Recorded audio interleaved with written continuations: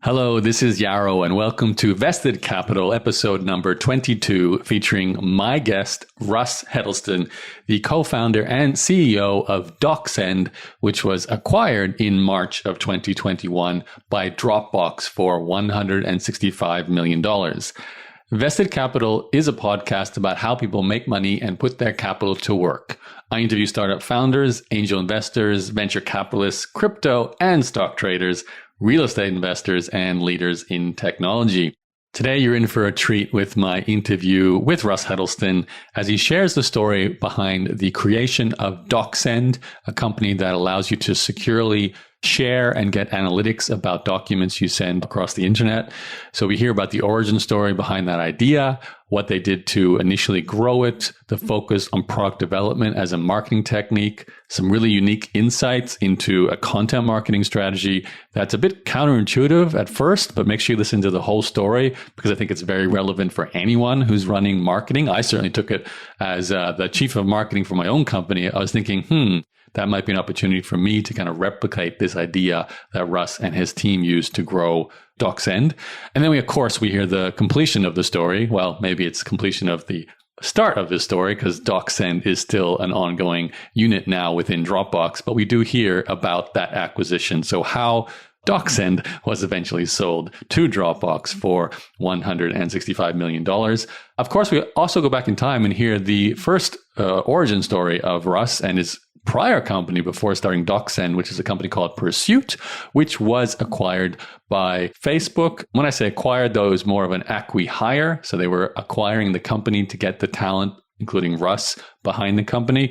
There's some really interesting insights, in fact, as to why his first company, which was called Pursuit, didn't become, a rocket ship, didn't really work in the traditional sense of a startup, even though they were acquired.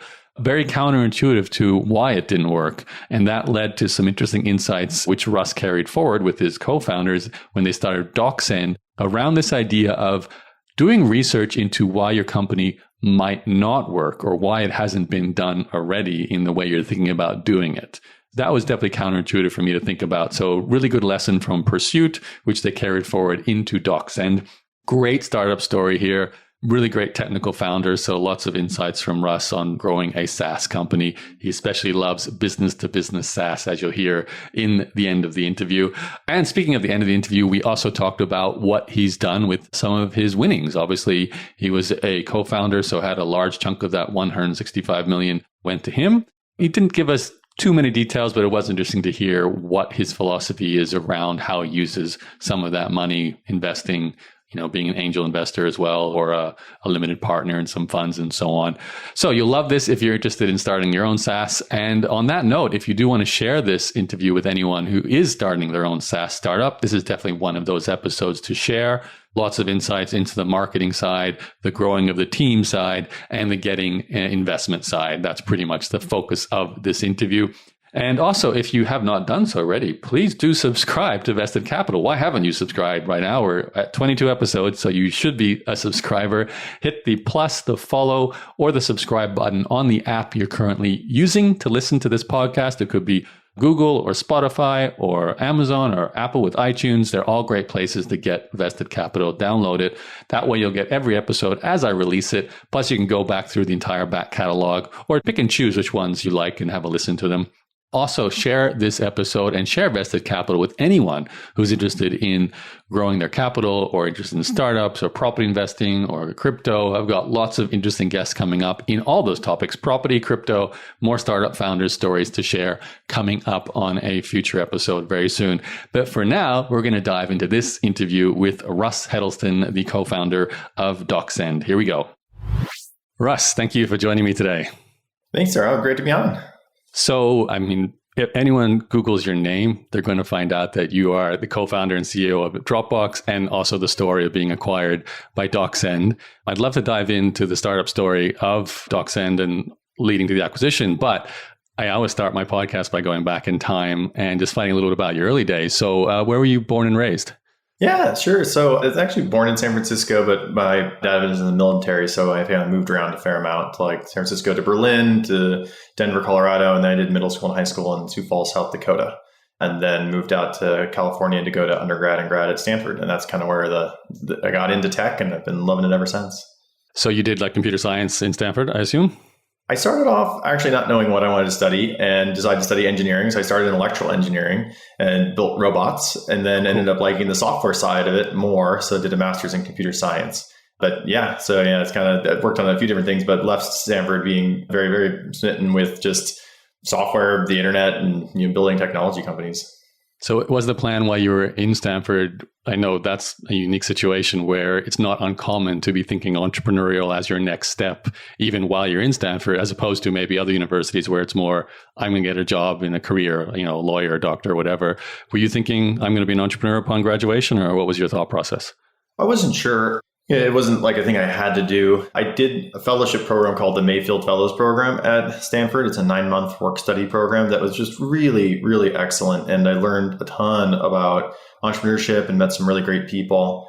Leaving Stanford, I didn't think about starting a company, but I did, interviewed a bunch of places and decided to join a very early stage company that just raised a Series A, where one of my mentors was the lead investor for the Series A, called Graystripe. So I joined when there were like 6 or 7 people there. And that kind of started my full-time entrepreneurial journey. Although I did, intern at different startups while I was at Stanford as well, just kind of getting a feel for it and meeting fun people. And it's just a really exciting atmosphere to startups in general, where it's new, it's risky, trying to make a world a better place, like interesting ideas, and you have a lot of agency and control over what you work on, and you have a very quick turnaround to like see impact of your work. And those are always things that I've really enjoyed.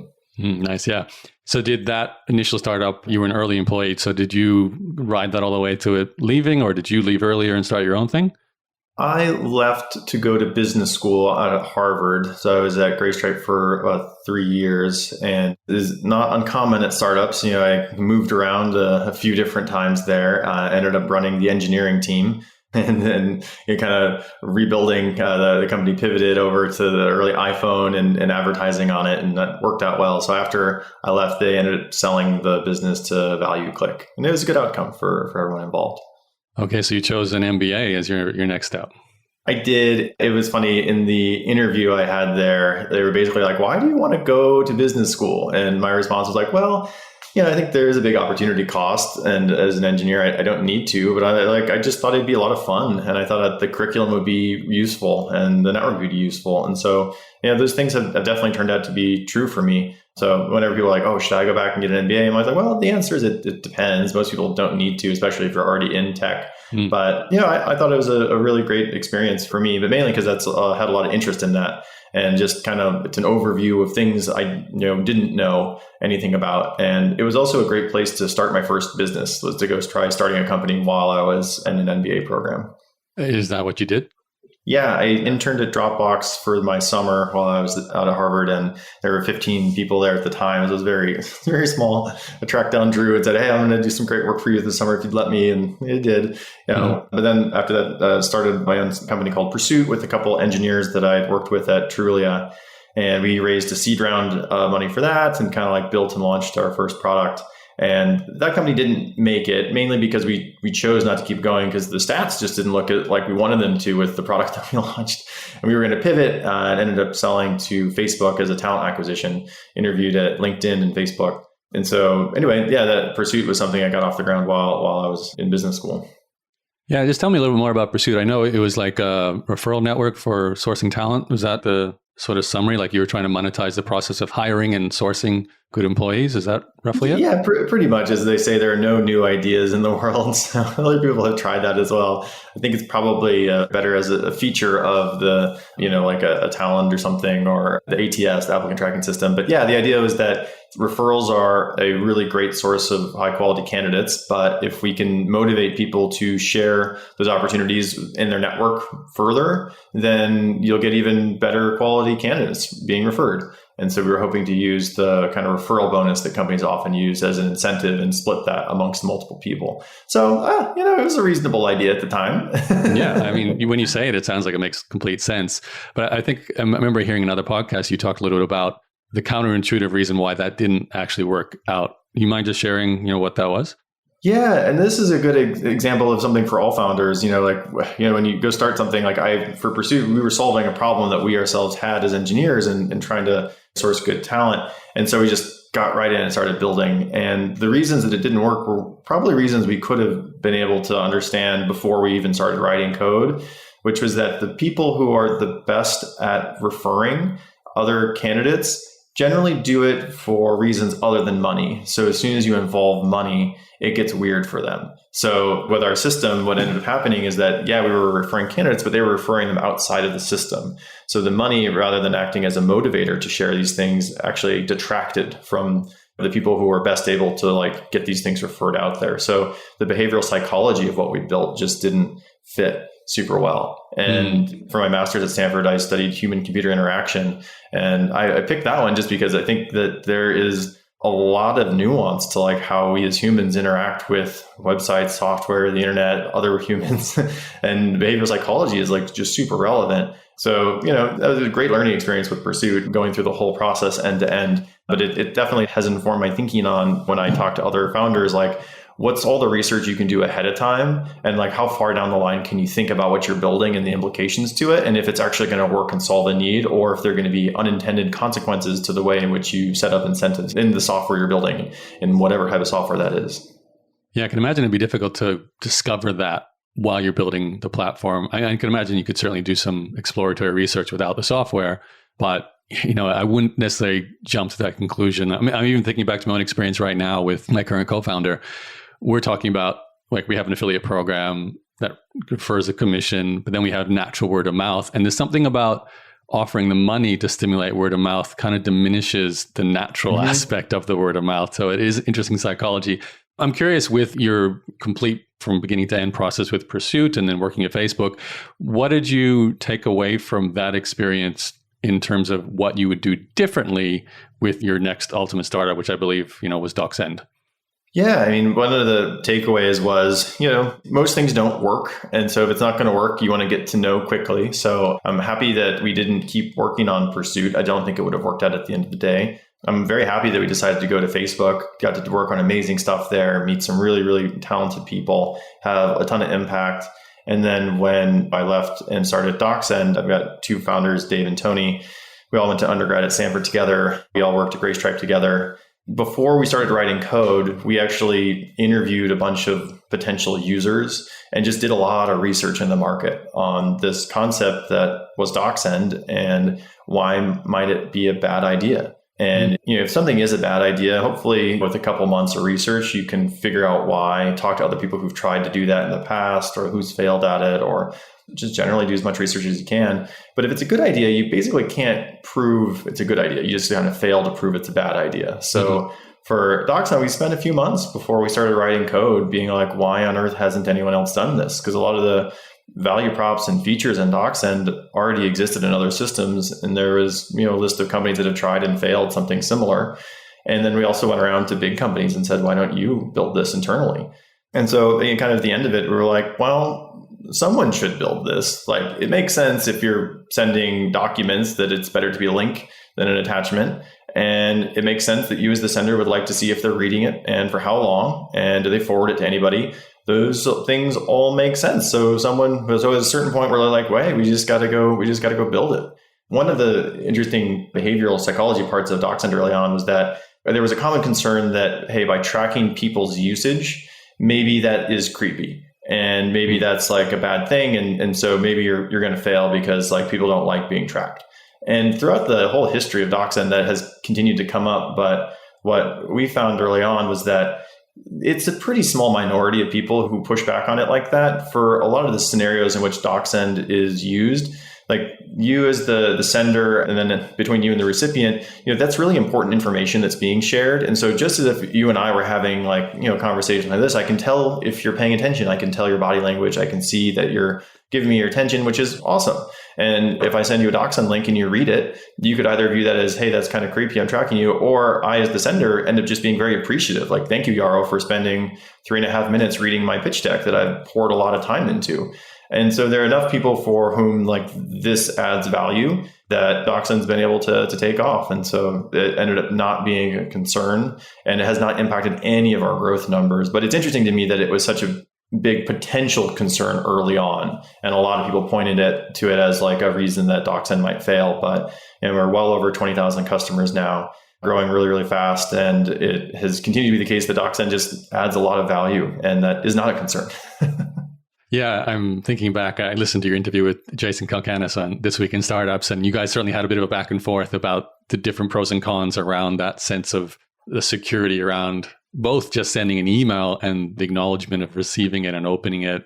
And then, of course, the same thing with DocSend, receiving a document, opening it. What slide did you read in a presentation for a pitch, for example? And I could see both sides of the fence there, where certain people, even just for the sake who like to argue about privacy, will just say that's dangerous. But then for all the reasons you just said, there's benefit too. It just enhances the relationship, keeps the flow of communication going better. And then, of course, you don't really know until you put it out into the world and see what kind of backlash, if there is any at all, that you get. So I'd love to know, just even take a quick step back. What was the initial thought process around this idea? Because clearly you researched it a lot, but was there a moment in time where you guys were like, we need this, let's build it? Certainly, for me personally, it would have been helpful when I was fundraising for Pursuit, sending around my pitch deck there. But interning at Dropbox, I really liked Dropbox early on because it got rid of the need for me to email myself attachments. That was the thing people had to do, 15 years ago. And so, Dropbox solved that. You could have all your files synced effortlessly between your devices. Like, that's fantastic. And so it got rid of the need for attachments there. And the summer I was there, they came out with the link sharing model, or the schmodel, where I could send you a link to a file, or I could invite you to be an owner of that file or folder. And so cool, you'll never have to email attachments again. But people just still sent so many attachments. And so we talked to salespeople, we talked to people in finance, financial services, quite a few different roles where those people were sending information in the form of a document to someone external at some other company, and they were using attachment. So we were asking people why are you sending it as an attachment? If there are all sorts of problems where, I'm sending you a PowerPoint file, you might not have PowerPoint. I send you a Keynote, you might not have Keynote. Maybe the fonts aren't embedded and you don't have the fonts in your computer. It's the state of the art is okay, I'm going to send you a giant PDF attachment. And what we realized is that all those use cases are kind of the same, what people are doing there, and that we just had to add enough value to the sender and make it easy enough for the recipient that we would change people's behavior. And so that was a whole bunch of little incremental things, but that ended up being the insight that we got from all those early interviews. And there were a lot of competitors at the time. There's still a lot of competitors today. Our thought process was why don't we just be the best at it? The best way to send a link to a file and see what happens to it and have control over that file. There's another benefit too, which is that if someone sending this important information feels that it's more secure, they're more likely to share more. As opposed to, hey, I need to be in person and give you a lookbook that I take away at the end of it. So by creating a more trusting environment, you actually incent sharing more. So, DocSend, we've tried to keep it really simple, really intuitive. And then we've over time built it to cater to more and more complicated workflows around external file sending. So yeah, people like the product. It tends to spread itself. Organic, inbound, word of mouth is still our number one channel. So a lot of those things that we figured out early on continue to be true. As a result of just researching yourself, Russ, I researched DocSend a lot more than I had in the past. I'd certainly heard of it, but I didn't sort of connect the dots to my use case. Right now, my company, it's called Inbox Done. We basically provide executive assistants that specialize in email management. And we have a lot of clients that are doctors, lawyers, venture capital, angel investors, and they're still sending a lot of attachments, as you can imagine, often with very either personal financial information or medical information. And we realize the exposure we have with our assistants just potentially sending the attachment to the wrong place or something like that. So we're actually instigating DocSend across our company now as a required client service that we're just going to bundle with what we do for them, just for that, protection for ourselves as well. And it's funny, we didn't think of it beforehand. So it's taken doing this podcast that made us go, we really need this. Yeah. That's funny. Yeah, we do talk about DocSend as a horizontal technology we have to market vertically because, we thought about going really deep on one particular vertical, but the workflows are kind of all the same. So if you go to our website, you'll see our marketing is targeted to certain use cases like fundraising, for example. Like fundraising is something I had to do for DocSend. It's something I care a lot about. It's really interesting. And, DocSend is an awesome fit for that. So we do a lot of marketing tailored to fundraising, and I've gotten to be really well educated about it as a result. And because DocSend is used there, we have so much data that we can use to publish research on it. But DocSend as a product, super horizontal. So yeah, I get that a lot where people are like, oh, I had this need and I didn't even think about it. But then it turns out like DocSend is great for that. And for me, I'm like, yeah, it's that is exactly what we built, a horizontal technology that is useful across a variety of situations. And oftentimes people kind of stumble into it and then they're like, it's perfect for me. And I'm like, great. I'd love to just talk a little about that startup phase. So I know you said you've got about 20,000 clients, right, customers right now. Right in that first, you built the MVP version of the software, you were ready to actually have customers use it. Could you talk about that phase and just, I don't know, the first 100, first 200, first 500 customers? Like, what was that initial growth strategy? Sure. Yeah. So we didn't have a great growth strategy when we started DocSend. We launched it at TechCrunch Disrupt, and we just put up kind of a marketing site that said document analytics. That was kind of it. And it was free. You didn't have to pay for it. And we thought maybe it'll just take off like crazy. It'll be viral. It'll be like, Hotmail or something. And it wasn't, but it also wasn't zero. So like it was kind of growing linearly. And then we thought, okay, maybe this is going to be great for sales teams. So we went and sold that up market into like big sales teams. And we still have a lot of like enterprise customers for DocSend. And that's what they use DocSend for. And it's great for that. But we kind of arrived at what it looks like today just by talking to more customers. So the first thing I do is like hang your shingle out, put up your sign that says, hey, here's what we've got, lemonade stand. You got to put up the stand first. And then we just paid attention to like, hey, who's coming by? Who's the most engaged with it? Who likes it the most? What are they using it for? And like that kind of ongoing discovery process helped us make the product better, helped us represent the value that the product brings more accurately on our marketing site. And so those things just kind of like steadily built on top of each other. And so if you zoom out, it looks like a pretty perfect hockey stick, even though a lot of it was just very incremental along the way. So there, I think, has to be some faith at the beginning that like, hey, if this ends up being a useful service, it's going to have some very specific properties. And one of those properties for DocSend is that the product generates awareness for itself. Mm-hmm. So if we can capitalize on that, it ends up becoming exponential. So it didn't take off exponentially at first, but it's always been better than linear. And by just being patient and by like making the product better and better and better, it's just continued to perform really well, which has been awesome to see. So we always joked that we were going to be an overnight success after a decade, and it only took 8 years. Ahead of schedule. Nice.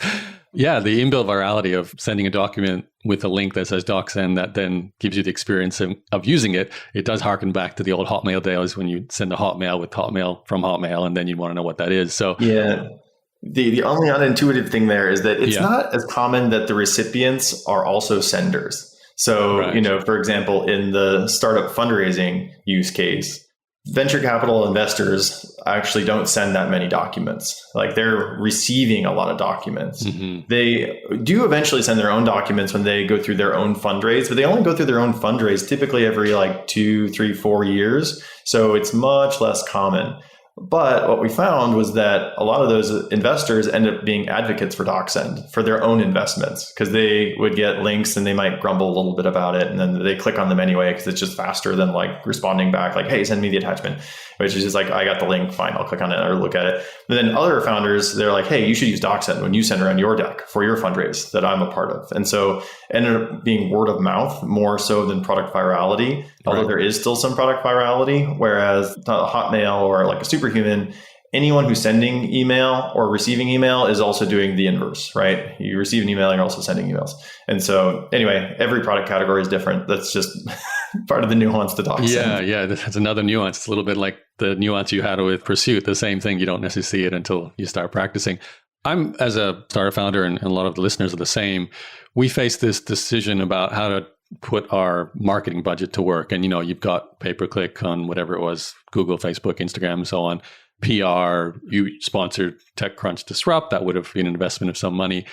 Not after the word of mouth viral part. Before you got to that phase, how did you guys navigate that decision-making process, where to put money and test a new marketing technique? We've never really had a great marketing engine. I think kind of a paid acquisition marketing engine can make sense if you're doing vertical SaaS. So if we had stayed 100% focused on the sales enablement one, throwing conferences, and then you're like a gain site trying to define a category type of thing, or like Salesforce. And so you can end up putting a lot of dollars to work via traditional marketing means. For DocSend, we did early on experiment with different marketing budgets, but none of that really moved the needle. So we just put all of our money and time into just making the product better. And then I think a lot about message market fit is something that's independent from product market fit. So for DocSend marketing, basically figuring out what is the right messaging for our product and who is using it, and then how do we describe the way they're using it in words that they're going to understand. And so for DocSend, typically we're like a new product that people are using. Just like you were saying, Garo, your team is sending out attachments, and so we're replacing attachments. That's pretty common. So people aren't searching a lot for it, which is problematic. So it's hard to throw a bunch of dollars at like Instagram marketing or something, and people aren't really in market right there. And so it is kind of tricky. Like, how do you get into someone's consideration set? How do you even convince someone they have a problem? And so a lot of that is just making our product better and better and better. The thing that did work well for us on marketing and continues to has been data-driven research and content marketing. So one property of DocSend is like, hey, if people are sending out their pitch decks as DocSend links, like we can see all that in aggregate. And we're very security oriented. So anyone who's part of our research opts into being part of our research. But then we go through and like analyze those pitch decks, like look at all their stats, people take surveys. And so this actually gave us really interesting takeaways for if you're raising a pre-seed round or a seed round, or if you're an investor raising a round of capital, like where do your LPs come from? What do people care about? What's in those decks? Where do people spend their time? What correlates to success? What correlates to failure? And it also was something I wanted, because back when I was starting Pursuit, or even with DocSend, I get all this advice from people, but I'm like, it's all anecdotal advice. Does anyone have anything that's slightly more scientific? And so those research reports are awesome for DocSend, even if people never end up using our product. There's great pieces of content that educate, inform, kind of make specific to the fundraising marketplace, just make it more efficient on both sides by educating founders and kind of educating everyone on like what are best practices. And so that's a marketing playbook we can also repeat by vertical. As we get into like sales enablement content or investor relations, or pick your use case. If there are documents being sent there's some best practices DocSend could probably surface and help give advice to people around. That's interesting. So it's like you're not pitching your actual software, but you're doing research on the users of the software, producing content that sources data that's very relevant to the target market. They're not looking for DocSend, but they find that research relevant, and maybe it gets circulated through, news sites and so on, or just Google search. Then they read it. Then they realize it's all kind of powered by DocSend. That's where the data came from. They're aware of the service, and then they discover it, and then potentially start using it. Yeah, it's a very, little bit very circular. Intuitive, but I've often found that like the most obvious channels are the ones that are already kind of overinvested in. So it's like, DocSend is a great e-signature product, but the keywords for that are very, very expensive. So, it's like, how can you profitably acquire customers through those channels? Or, hey, we're going to go like sponsor big events and stuff like that. Like those things have a really long ROI if they have any ROI. Whereas the content marketing, it is expensive to produce and time consuming. However, it's an evergreen asset. So when people share it around, it's like, we just need people to be aware of what is DocSend. And then the rest kind of takes care of itself from there because of how much time we've spent investing in the product experience itself. And so that's just one way to like, especially we only raised $15 million for DocSend, and we're able to compete with really, really big companies to create mind share and to create like a large user base. So I think from a marketing perspective for any startup or product, it's just good to ask yourself, well, what are the potentially unintuitive superpowers that this product has?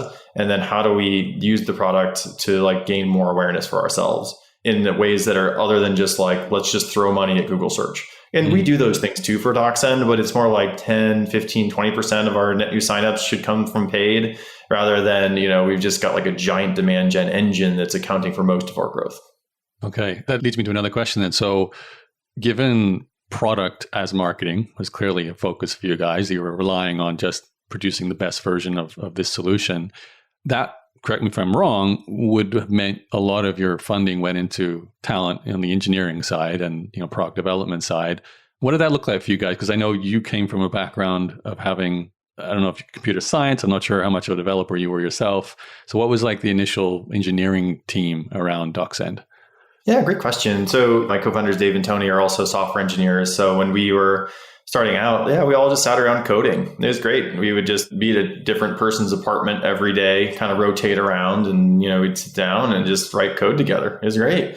And at a certain point, we're like, okay, we got to go talk to some potential customers. Then we got to go do fundraising. So I went off and did the fundraising and raised a seed round of 1.7 million from Uncork. And yeah, that money all went to like hiring more engineers to work on the product. So I think having a good engineering culture is something you've got to start early, and it helps if the founders are engineers, because the founders are able to create the engineering environment that other great talent wants to be a part of. And that's always something we've prioritized. And at a certain point in DocSend's history, our growth was happening fast enough that we were just profitable. And in that situation, we actually didn't want to grow our engineering team too quickly. It's just really hard to maintain culture if you are growing at a crazy rate. And some companies have to, but we tried to grow engineering about 50% year over year, just so we had time to onboard people, to really invest in them, so everyone understood their swim lanes. And so there are just multiple philosophies on how you can build a great engineering organization. I do think it is important for any company's engineering organization to be motivated, to be focused, because that ends up showing up in the product. Like we've never really had any downtime for DocSend. And everything we've built has made sense. And that's because behind it are people who enjoy their jobs and are motivated and, have a pretty tight-knit culture. And especially if you're a company that's relying on product-led growth, that's really, really important. So I give a lot of credit to my co-founders, Tony and Dave, for just how they've built great teams over the years and like created such a great engineering culture for DocSend. And, you can always just pay more for people, and we have to be very competitive in compensation, but that's only part of the story, right? Like it's really important to have a manager that respects you, for you to feel like your work is impactful. And that really shows up just in the interviews. And a lot of like the people who work on DocSend like came through referrals. It goes back to like the pursuit thing, where it's like referrals are awesome, but they only work if it's a place that people really want to work at. So just to connect the dots with the financing as well, you said earlier about $15 million you raised in total before you were acquired by Dropbox. And it sounds like you were the point man for raising funds, being the CEO and front facing for that. Was that relatively easy to raise? Because it sounds like you guys became profitable pretty quickly, or was it challenging to raise because you were basically building software initially? And maybe the first seed round was the hardest because you didn't maybe have the users yet, and you were trying to go out there and say, we're going to lead with product. We don't know how well it's going to do. Give us your money. Is that kind of how it went? Or? Well, yeah. I think for the seed round was definitely the hardest round to raise. I think it was helpful that you have 3 engineers who were building this together. I think it's helpful that Dave, Tony, and I have all worked together before. Going back to like leaving Stanford, I didn't start my own thing. I went and worked at someone else's company and met some great people, spent a lot more time with Dave and Tony, built relationships. And so, it also helped that I'd already, sold a company to Facebook. So when we went out to fundraise for DocSend, the message was basically like, hey, great founding team. We are going to be able to build this thing. We've done a lot of research and think that it's something worth building. And here's kind of like the evidence we have that says like, hey, this could be something big. And we got a lot of no's. A lot of people are like, we want to see more traction, or you got to see more revenue, or hey, there's no defensible moat here, or why wouldn't Microsoft do this, or like those sorts of things. But you only need one yes, which is nice. So my goal for fundraising for DocSend for the seed round was like, hey, let me go talk to a whole bunch of really smart people in 2 weeks and see if we can get a round raised. And if we can't, we'll just go back to building. And so having that confidence was really helpful going into the process. And so yeah, Jeff at Uncork said, hey, I'll lead the round. I said, awesome, great. And then so that was the seed round. The Series A was from Howard at August Capital. And he looked at the seed round for us, but they had a $500 million fund, which is just too big of a fund to bother with the seed round. They got to put much more money than that to work. And they let our Series A just because Howard started getting DocSend links from other founders. So even before we started charging for the product, he'd been following us and he was like, hey, I think you guys can build it. And, I think you're going to figure it out. So we raised an $8 million Series A, which is really fortunate, right? But it speaks to keeping in touch and delivering on what you say you're going to do. So when I checked in with Howard, it's like, hey, yeah, we're building it. We're doing exactly what we said we're going to do. It's working. And here's what we're doing next. And at a certain point, we had the confidence to say like, okay, yeah, we'll do your Series A. So we'd raised $10 million at that point. And I think for every company, typically there comes a point in time where you need to create a business out of it. So, by the time we got to Series B metrics, we didn't need a whole lot of money. And so we only raised $5 million from DCM. And that round was also one where Kyle Louie joined the board, and he and I knew each other from business school. So again, that's something of benefit from business school. And he just was really intrigued with what we were doing and really liked the product-led growth and thought it could compound into something pretty interesting. And so the question was, how much money do you need? So we had another offer for a lot more money. And I said, well, I don't think we need a ton of money right now. Like, money is not our bottleneck, but a little bit more would help. So we only raised $5 million, and it just helped us have confidence in 2018, 2019, really to go through and redo our marketing messaging. So we revamped a lot of our pricing, our packaging, our positioning for DocSend, which then actually really started to fuel the flywheel. And then by the time we could have raised a much larger round, we realized that, money is not our bottleneck anymore because we're profitable and it's actually growing quickly. Access to more users is the bottleneck. And so that's ultimately why we decided to sell it to Dropbox, because they just have all the users that we would want to go eventually acquire. So yeah. And obviously, I want to talk about that in a second. I can really see the almost like a beachhead market you guys had with the pitch decks, and that naturally gets you in front of, obviously the users being the companies raising, but then their end user was the investor. The investor sees they're using DocSend, what's this company? And then it kind of reinforces for raising funds. I don't know if that was deliberate, but that certainly sounds like an advantage. Would you mind just telling me a little about, you said the repositioning and the pricing started to, add a bit of fuel to the fire. What was the change there? Yeah. So what had happened was, remember, we started with document analytics. That's what it said on the website. And then we said, hey, we're able to sell this thing to big sales teams. Let's just do that. So we changed the messaging on the website to be sales enablement. And all we talked about was just the sales use case for it. But people kept signing up for all sorts of things. Our support team would get these questions are you the service that does blah, blah, blah? And then we'd be like, yeah. And then they just go off and pay us. And then we tried to gate things behind this enterprise wall, talk to the sales. And a lot of people were like, no, I get it. Your product makes sense. I don't need to talk to sales. Just where do I put my credit card in? Right. So beginning of 2018, I just, as I mentioned earlier, was just chatting with lots of users and looking at interesting use cases and being like, what are they doing with our product? And after having enough conversations, we decided I don't think that sales enablement is the right messaging on our website. Yeah, sales teams should use DocSend or something like DocSend. That makes a ton of sense. But what we're doing is much broader than that. And we're not charging enough. I didn't realize I remember talking to one investment banker and the managing director, and he's like, I love your service. I send documents to my secretary. I send the links. Then she sends me screenshots of people reading my documents. I'm like, oh, cool. He's like, it's crazy. We just don't pay you for your service. And I was like, well, your secretary pays us $10 a month. And he's like I said, we just don't pay you for your service. So when we redid our pricing, we increased pricing by a lot. So we took everything out from behind the enterprise paywall. We made everything self-serve, and we came out with what is now the advanced plan, which costs $150 a month and 3 seats are included. That's a lot more expensive than $10 a month, right? But conversion went up because what people started using DocSend for as we expanded the product was as a data room. So if we're competing with Intralinks, which is charging $15,000, $20,000 for it, and you're looking to buy a data room provider, if DocSend's only charging $10 a month, that cannot be the same category of software. That's just insane. That doesn't make any sense. It becomes much more important that you buy the right software than you save a little bit of money here or there. So by increasing pricing up to $150 a month, so it's $1,800 for a year, that's at least in the right ballpark.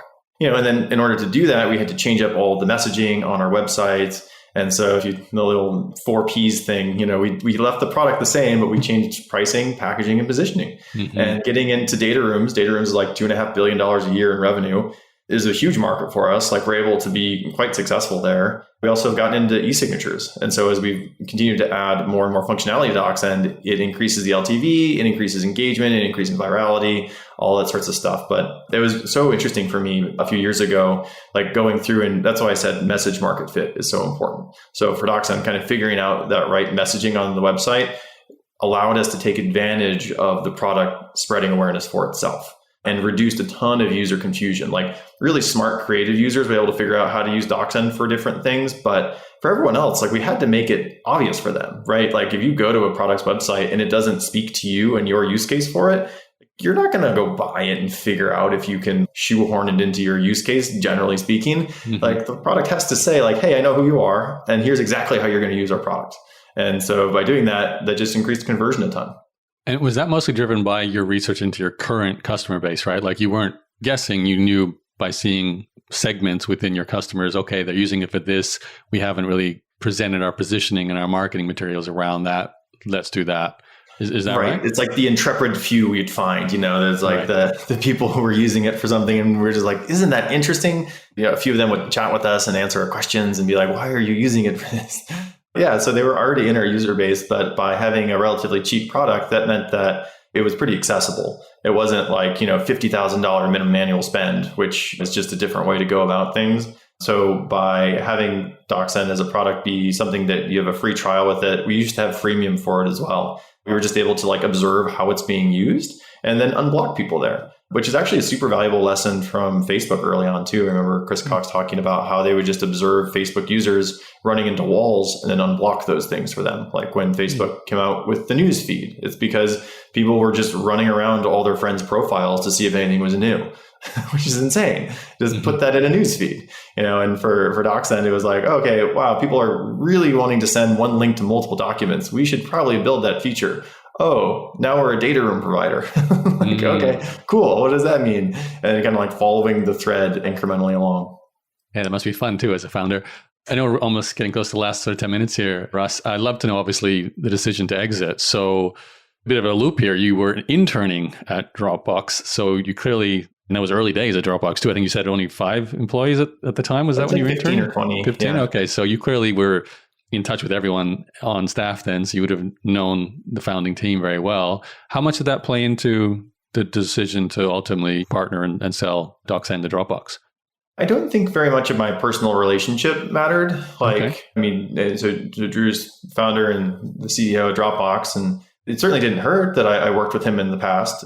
So I think that there is some amount of trust there that was useful. But we just created a great business. And so certainly Dropbox was inspirational to us as we created DocSend, product-led growth, just make the product really intuitive, just make it work. So there's a lot of overlap there in terms of approach to building product that Dropbox certainly liked. But, at the end of the day, it was one where we didn't really shop it around. There was one other interested buyer. And then it ended up being more of a personal decision that, we were excited to work with Dropbox. This kind of fit into their vision of the future.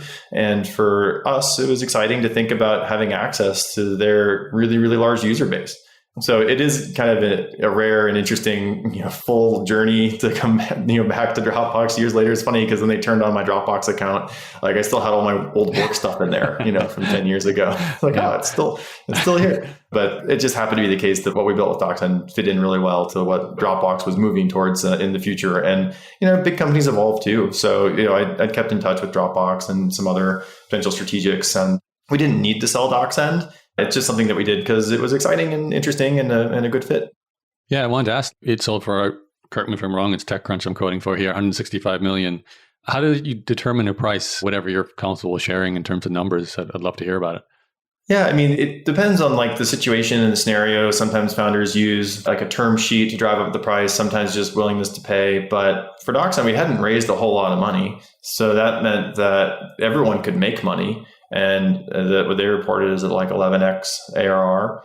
So it's it could have been a lot more. Sure. Could have been a lot less. Sure. In our situation, there's just a big middle zone. So there's just some negotiating, but I'm sure it's different in every single scenario. But for us, it seemed like a reasonable exit at the time. I think any deal that happens, probably both sides feel like it should have been more in their favor. But, for Dropbox, keeping our eye on the prize is this is an exciting combination between the two companies. And it was great for our investors, it's great for our employees, and it's great for DocSend's customers as we get to continue to build out and evolve the product and just continue to make it more and more useful for them. So everyone won, which is one of the situations that doesn't happen all that often. So for me, my co-founders, we're excited about it. And we're going to be working on DocSend and helping Dropbox for the foreseeable future. Yeah, I think it's very clear that you're very much committed to the continuing journey of DocSend. You weren't looking to exit and then, leave completely. But I am curious, obviously, a big proportion of that 165 million hit your bank or your equity in shares, whatever, I'm not sure what it was. Whatever the case may be, is a lot of money. Did it change your thinking even around investing and what to do? Did you suddenly think, now I'm going to angel invest a lot? you more conservative? My podcast is called Vested Capital. So we're always interested in when you get a big capital infusion, what do you actually decide to do with it? Yeah, I mean, I've been investing for years before because, I was at Facebook early as well. And, my bar typically for investing is like, do I like the founder enough that I would help them anyway? And if I'm going to help them anyway, and there's an opportunity, then I definitely will put money in too. So that's fun. And I just like being a part of different software companies. So that's a lot of fun. Having access to more capital now, sure, I've become an LP and a few different venture funds. But it hasn't really changed the day-to-day stuff. And for me, I always remember that I think building software is just really interesting and fun. And there's just so much value to add in the world, like creating great software. So, that's what I'll continue to do and be involved in. And there's lots to do left with DocSend, but it didn't fundamentally change like how my day-to-day or how I think about it. Because it's like, great, this is an awesome financial win for everybody. Do I need to go invest a ton in other companies for some reason? No, I don't. But I do like getting involved in helping where I can. And having money does help with that in terms of the size of impact I can have. Yeah. So I'm sure that's something I'll continue to do. Anything else? Cryptocurrency, EFTs? Obviously, you have to park money somewhere. Just always curious to hear, did you buy a nice car? Everyone loves hearing those stories. Maybe it was back with Facebook when that was your first sort of experience of an exit like that. Well, my wife and I are usually, we're not very showy people, so okay. we've been pretty conservative on those fronts. And then in terms of where to park money for the best return, it's always such a crapshoot, in terms of what the future will hold. It's the old business school adage, past performance doesn't indicate future success type of things. So for me, I tend to stick to being pretty conservative with what we do with our own, personal capital. And then if we're going to make an investment in something, it just has to make sense to me. So, there's plenty going on in the crypto NFT worlds that I kind of scratch my head and I'm like, that would have been a great investment a few years ago, but it's not entirely clear to me exactly what it's useful for or how I would use it. So I tend to stay away from things that apparently make sense to other people, but don't connect with me as well. I'm happy to miss out on some big wins just to stick with stuff that I'm interested in and for sure understand. So B2B software, B2B SaaS software, that's a great category. Man, there are a lot of boring, profitable companies to be created and scaled in just B2B SaaS software. And having been through this a couple of times now, I really enjoy talking to first-time founders or companies that are earlier because we've just learned so many lessons over the years working on this stuff. And I love to pass that knowledge on. But those are the areas where I'm like, yeah, that makes sense. Someone should have built this years ago and you're doing it and you're going to market and people are paying you for your software. And I'm sure this will work out great. So, those are the ones where I get the most excited about the boring, obvious ones. Fair enough. So software guy through and through. Russ, any other sort of last words of wisdom you want to pass on to people? I am kind of curious now what your kind of vision is for the future because you are working not just in your own company, but now it's a bigger, you're in a larger company with multiple missions, not just your own. But is your focus just on getting as many users to Dropbox? It's both, right? When you join a larger organization, you want to make the 1 + 1 = 3 or 5 or 10. And so for now, we're just focused on DocSend, continue to improve it, but then doing that in the context of Dropbox. So there's just so much integrating that has to happen, whether it's support or sales or go to market or the product, just getting all these systems to work together. And then, as Dropbox evolves its own strategy, just being part of that and influencing it. So, those are really fun things to be part of. That's my main source of time these days is working on that stuff. And it's been a lot of fun so far. Okay, nice. So where can people find you if they want to get in touch? Sure. Just on LinkedIn or on Twitter or even just Russ at DocSend or Russ at Dropbox.com. All those things work. Awesome. Russ, thank you for taking the time to share the story. I love hearing the origin as well as, the nuts and bolts of growing DocSend and a few really insightful, almost psychological things more than just pure software development or marketing issues that you shared here. So I do appreciate that. Yeah, thank you, Jarl. It's great talking to you. I hope you enjoyed that episode with DocSend's co-founder, Russ Heddleston. I really appreciated him sharing the details behind the growth and eventual acquisition of DocSend. And it was just a fun interview. So I hope you felt the same. You heard me mention several times during this interview my own company, inboxdone.com, and in fact, how we're looking at rolling out DocSend as part of our service. So what we do is we provide virtual executive assistants who specialize in superior communication, and they take over replying to your email. They take over managing your calendar. They take over your social media, direct messages. They can reply to those. And they're basically fantastic with the written word and having that attention to detail to know how to manage something as personal and as private as those inboxes. And we're looking to use DocSend as a tool to help secure the information that is shared by our clients. So basically, our assistants that we assign to clients will be using DocSend to provide that extra layer of security. And it's definitely something we see as a valuable addition to the service we offer. And that's why I'm talking about it. It's the sponsor of today's episode of the Vested Capital podcast. That's my company, inboxdone.com. So if you want to simplify your life, if you want to break free from living in your inbox, and you're looking for an executive assistant service that really specializes in replying and managing to email, as well as all the other tasks that are associated with email, calendar scheduling, forwarding invoices, entering data into other software tools, doing basic research, but mostly just getting into that inbox, replying to your messages so you can not spend all day in there and gain back 1, 2, 3, maybe even 4 hours a day, and a lot of mental freedom as well. We are currently taking on new clients as we wrap up 2021. So we do have some space to onboard you in the months ahead. You can always get in touch with us by going to inboxdone.com and booking a discovery call where you can tell us what things you need to delegate to us. We'd love to hear from you. That's inboxdone.com. Okay, that's it for me. I'm going to get this interview out to you now. So I hope you enjoyed it, and I look forward to talking to you on the very next episode. Bye-bye.